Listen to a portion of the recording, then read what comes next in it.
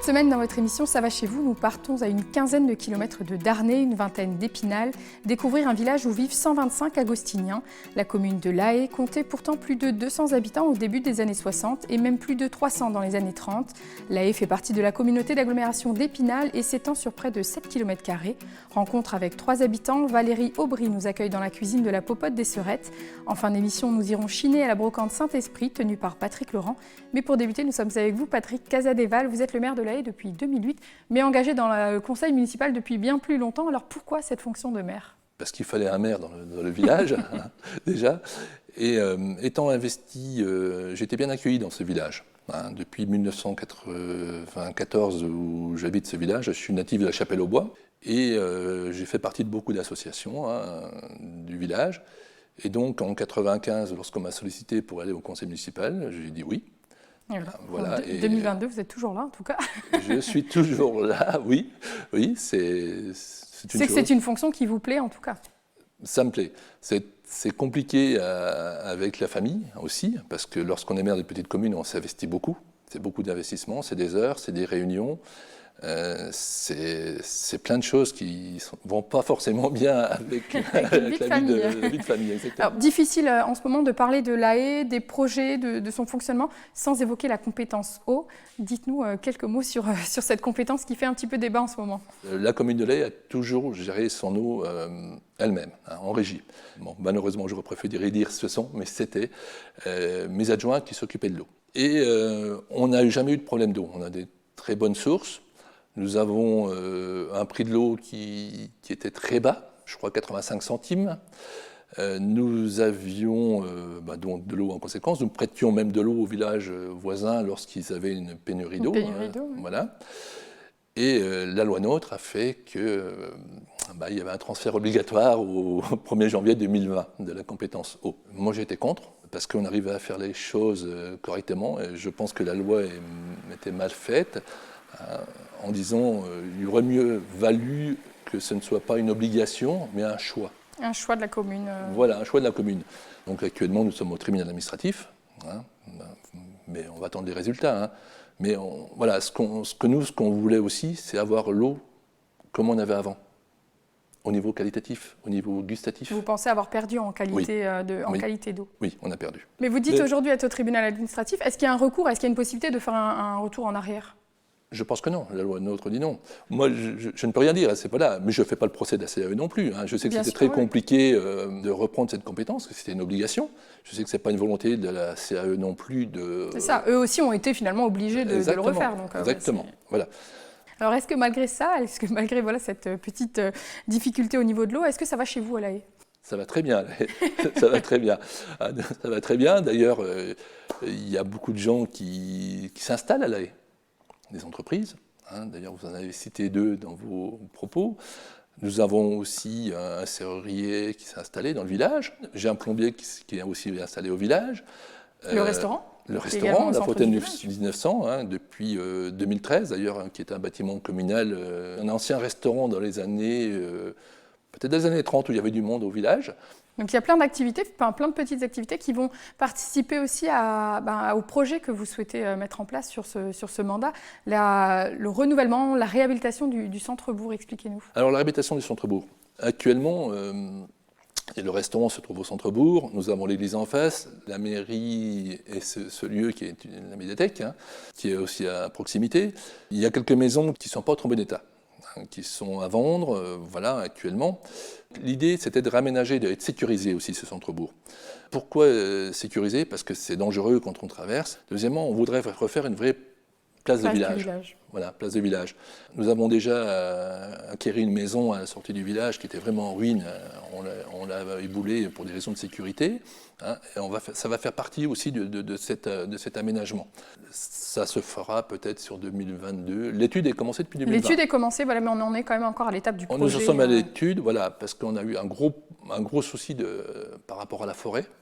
Depuis 2019, nous sommes une des communes avec le plus de dépérissement d'épicéas, de sapins. Nous avons 15-20 hectares de sapins qui ont été exploités, qui étaient foutus. Donc, et nous allons replanter 15 hectares. Donc, ce qui fait un gros investissement pour la commune, mais nous avons été aidés pendant le plan de relance. Et, enfin, voilà, on a su rebondir à temps. C'est ça, mais dans une petite commune, on étale forcément les projets. Le Voilà. budget n'est pas extensible, j'imagine. Le budget n'est pas extensible, voilà. Et nous n'avons pas 4 bras. Voilà.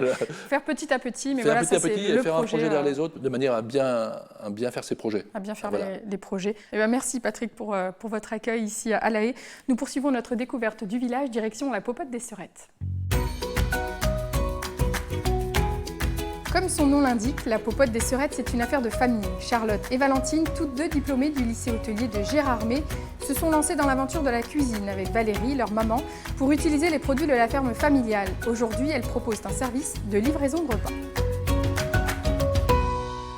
Valérie, merci de nous accueillir dans la cuisine de la Popote des Serettes. Alors, avant toute chose, dites-nous quel est le menu aujourd'hui? Alors aujourd'hui, c'est salade piémontaise en entrée. Ensuite, c'est du poulet rôti et en accompagnement de la purée de pommes de terre. Voilà, des repas simples et en mais efficaces. dessert, des crèmes Le dessert. dessert, c'est important. Crème dessert avec le lait de la ferme. Alors, avant de parler de l'exploitation familiale, dites-nous, ce sont des menus qui changent quotidiennement? Comment On ça change se les passe? menus tous les jours. On établit les menus le lundi. Nous les publions après sur notre page Facebook. C'est par là que tout se fait. À ce moment-là, les habitués, on sait qui nous prend tous les jours. Mais ceux qui veulent nous prendre ponctuellement peuvent nous appeler en voyant les menus. Et c'est ce qui arrive bien souvent. Bien souvent. Alors, des repas élaborés à partir des produits de l'exploitation familiale principalement. Tout n'est pas issu de l'exploitation familiale. Mais clairement, on ne pouvait pas faire plus en circuit court. Non, on peut pas. On peut pas. Tout au début qu'on était installé, je faisais tout mon jardin et tout. Donc, c'était en plus tous les produits de mon jardin. Mais aujourd'hui, on est à une dimension trop importante et j'ai plus le temps le matin d'aller au jardin, puisque le matin, je suis ici. Vous êtes en cuisine. Et je suis en livraison parallèlement. Donc, du coup, on prend des bons produits frais. Toute la viande provient de notre exploitation, puisque nous sommes éleveurs et nous avons des vaches laitières. Donc, tout ce qui est veau, etc., ça vient d'ici. Et sinon, on prend un confrère qui est donc Monsieur Jean-Paul Adam, pour ne pas le nommer. Donc, on prend si tu nous manques. Voilà. Alors, comment vous est venue cette idée de passer donc, de l'exploitation à la cuisine? Moi, je suis d'une famille nombreuse. On était 8 à la maison. Et chez nous, il y avait toujours la tarte tous les jours, des marmites et des marmites. Et on a eu le virus par maman qui aurait rêvé d'avoir une ferme auberge, parce que mes parents étaient paysans. Et mon père était toujours un petit peu frileux, et donc le projet ne s'est jamais fait. Et donc nos filles, ayant ce virus-là, j'avais dit peut-être qu'un jour, on pourra. Et donc les filles nous ont dit, finalement, on a envie de venir avec vous. Donc voilà comment c'est fait. Une bonne nouvelle, une réjouissance, réjouissance, bonne nouvelle, parce que les filles ne venaient jamais du tout petites sur la ferme.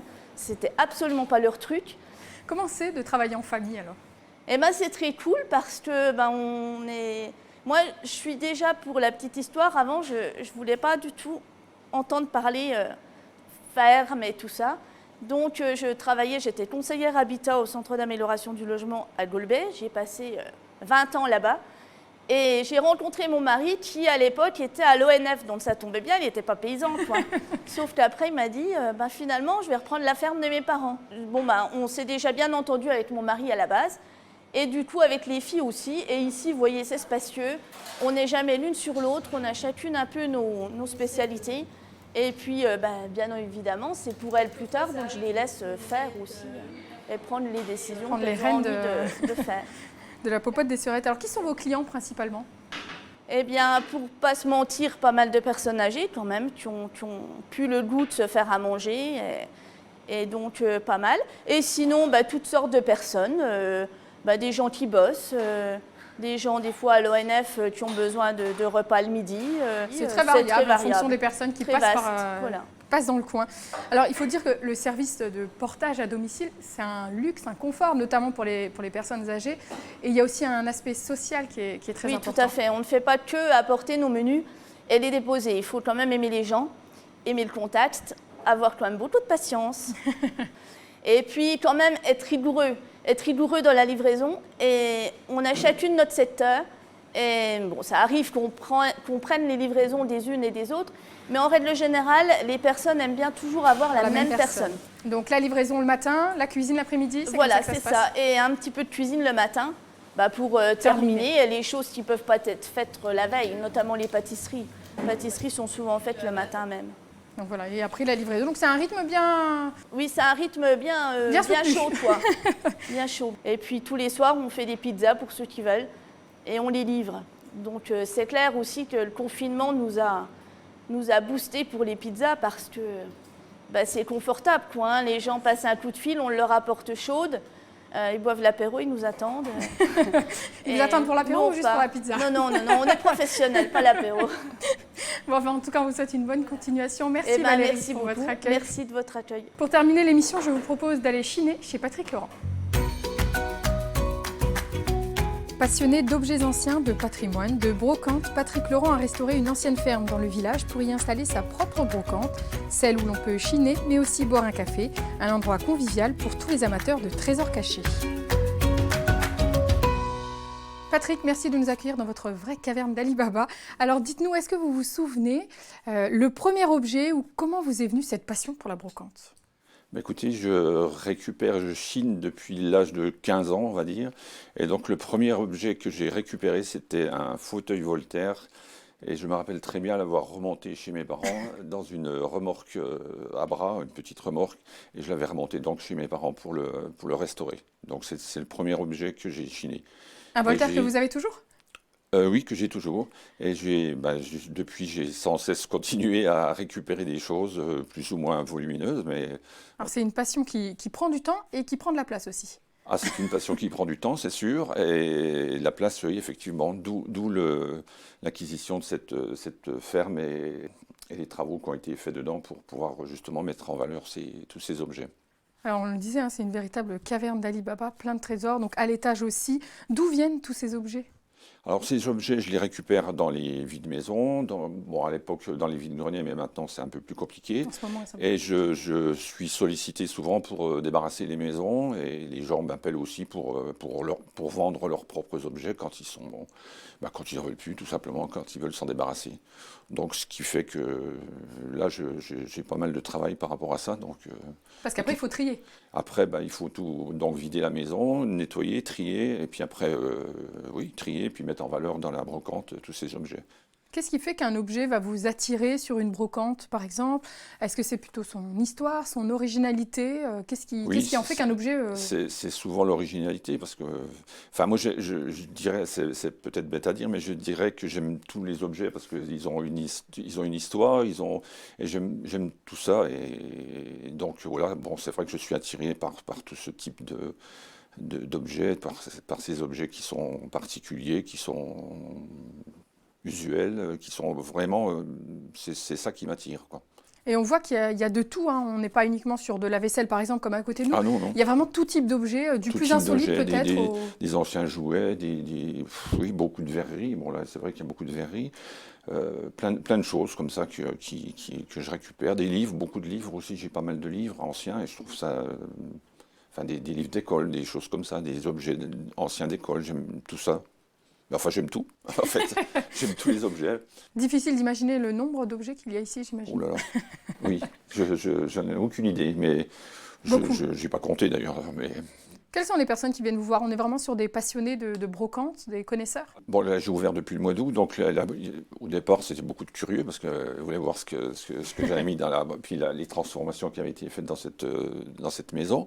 Et puis après, j'ai des gens, depuis, je vous ai dit tout à l'heure, depuis 15 ans que je récupère, que je chine, donc je connais beaucoup de monde dans ce milieu.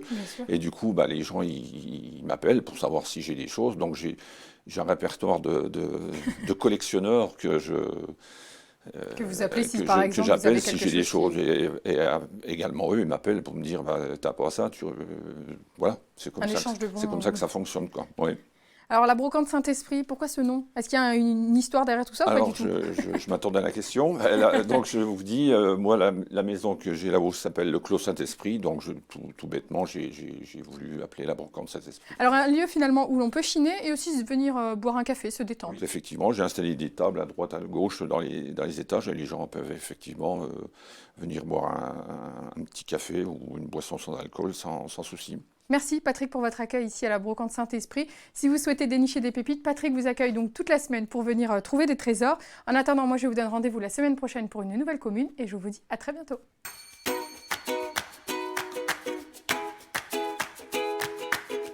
Et des substances toniques.